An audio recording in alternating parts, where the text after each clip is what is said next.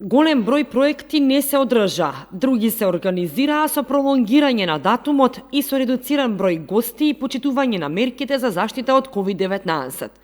Како и секаде во светот, така и библиотеката Искра годинава работеше во воредни услови поради корона кризата.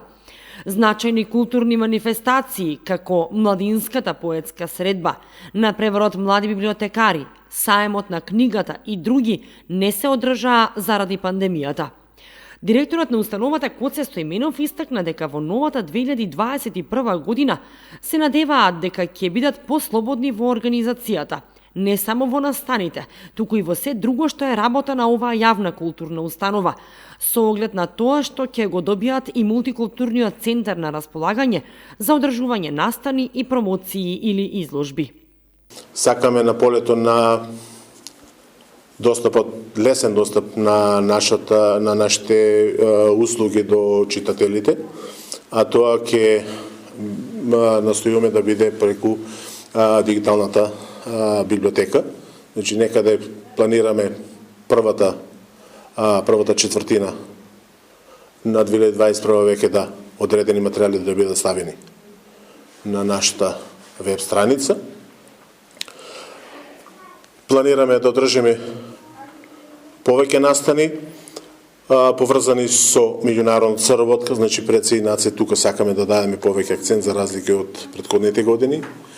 Тоа ќе биде настани на полето на книжевноста, на полето на библиотекарството, сакаме да воспоставиме соработка со некои библиотеки од соседните држави. Сакаме да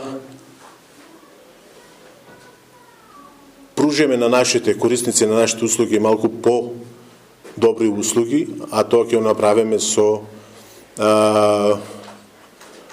зафат во санирање на одредени наши делови од објектот. А тоа пред се ќе биде приземјето, кој сакаме да едноставно да го прилагодиме не само за љубителот на книгата, но и за љубителот на ликовните творби. Стојменов рече дека Кочанската библиотека е една од најдобрите во регионот во однос на збогатување на библиотечниот фонд со околу 2000 нови наслови годишно или 3500 примероци. Така е планот и во новата 2021 година, кога се планира и промоција на филмот, работен врз основа на литературни дела пред се македонските. Тој додаде дека планот е 2021 година да ја прогласат како година на македонскиот роман, со настојување и поголема промоција на македонскиот роман, бидејќи заслужува да биде прочитан.